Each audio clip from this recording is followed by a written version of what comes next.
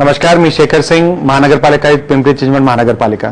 आपल्या रात्रीपासूनची जी पाऊसची परिस्थिती आहे आणि रेड अलर्ट जे IMDच्या मार्फत घोषित करण्यात आलेला आहे त्याच्यामध्ये घाट एरियाजमध्ये खूप मोठ्या प्रमाणात पाऊस असल्यामुळे धरणाचं जे आपला लेवल आहे जवळपास 75% 80% पर्यंत पवना, मुळशी आणि इतर धरण आपले पोहोचले. त्याच्यामुळे आपला कॅचमेंट एरियामध्ये तर त्यातून आपला नदीमध्ये विसर्ग ऑलरेडी सुरू आहेच. त्याचे पुढे आज संध्याकाळीपासून पवना धरणामध्ये सुद्धा डिस्चार्ज वाढणार आहे पवना धरणातून, आणि याच्या सोबतच मुळशी धरणामध्ये सुद्धा डिस्चार्ज वाढणार आहे.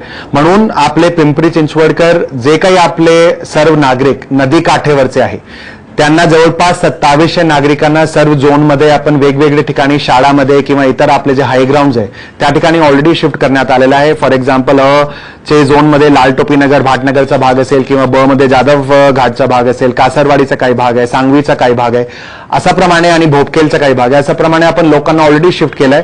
पण माझी तुम्हाला सर्वांना विनंती आहे, विशेषतः नदीकाठेवरचे जे आपले लोक आहे, कृपया करून प्रशासनाला सहकार्य करून, महानगरपालिका प्रशासन असतील, पोलीस प्रशासन असतील, आम्हाला सर्वांना सहकार्य करून इन टाइम जर आपण प्री इव्हॅक्युएशन करू शकलो, इन टाइम जर आम्ही तुम्हाला नदीकाठेवरचे लोकांना विशेषतः हाय ग्राउंडवर शिफ्ट करू शकलो तर उद्या जाऊन आपल्याला अडचणी ज्यावेळी नदीमध्ये डिस्चार्ज वाढणार आहे त्यावेळी वाढणार नाही.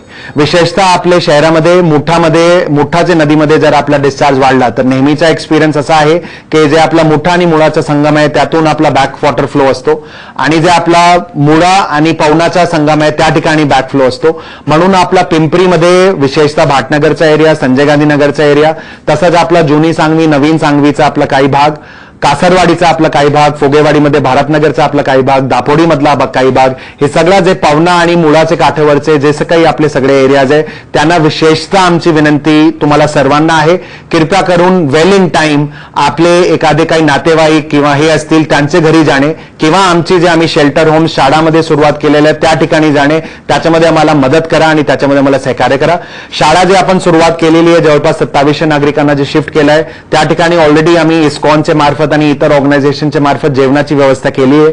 इतर व्यवस्था पण महानगरपालिकेच्या तर्फे त्या ठिकाणी करण्यात येईल.